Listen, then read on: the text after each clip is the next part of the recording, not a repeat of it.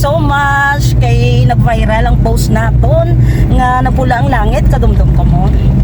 1.4 million views. Thank you so much guys. Wala pa na isa kadlaw pero na-reach ko ang 1.4 million views for the first time. Guys, kumusta ka mo? Nadumduman nyo ang post kong siling ko napula ang langit sang kaagahon to. Grabe, kadamo ito nagbash akon guys. Kaya nag-controversial kitang color balahaw.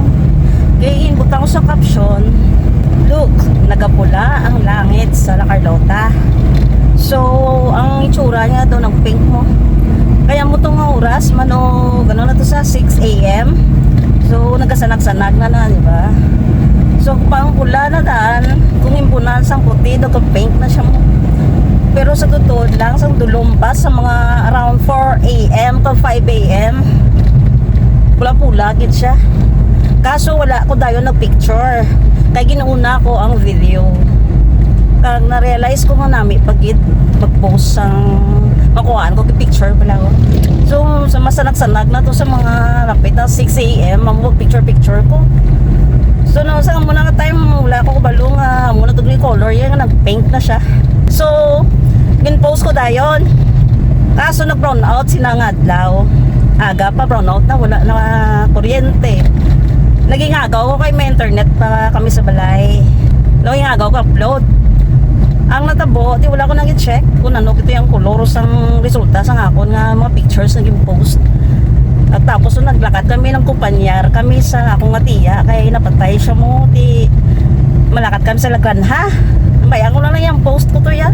Wala ko balo nga nag-viral. Wala ko kay balo nga ang post ko to ma-viral siya kag mag 1 million views. Wala pa kalabot isa kadlaw. So ko damo mga bashers nga naginuwa.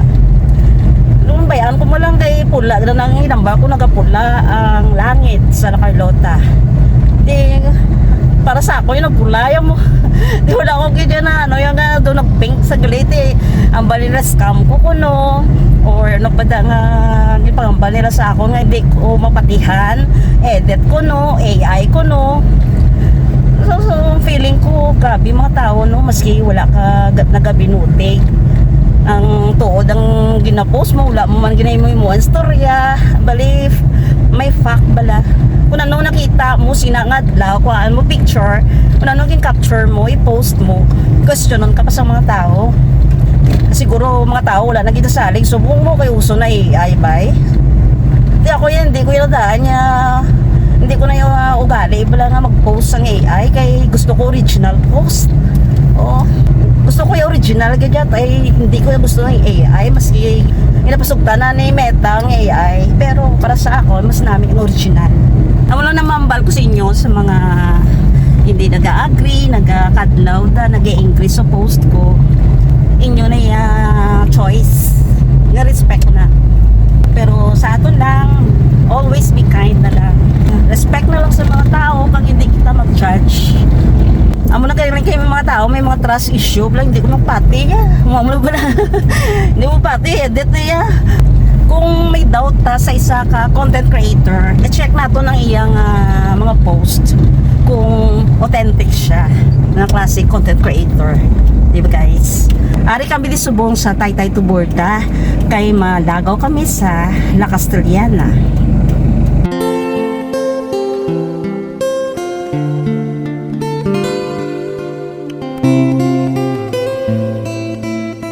Grabe kasi tinaw sang ano sumunod sang kalangitan. Grabe ang init. Grabe subong ang init, kainita gid. First time ko gali nga may ara ko nga post nga nag-viral nga hindi ko man ina-expect nga mag-viral. Thank you so much sa mga naglantaw pag nagapati sa ako.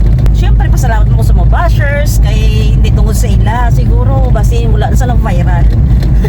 Wala pa na isa kadlaw pero na-reach ko ang 1.4 million views for the first time.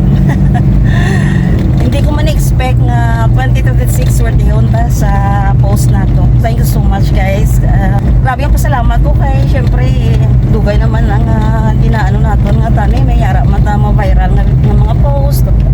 Amo na nga always be grateful sa mga blessings na nag-aabot sa aton.